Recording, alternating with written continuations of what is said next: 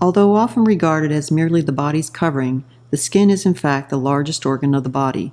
On an adult male, the skin can cover a surface area of 19 square feet and weigh nearly 10% of the total body weight.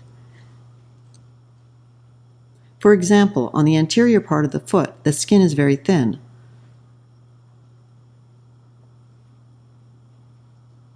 While on the bottom of the foot, the skin has a large amount of adipose tissue.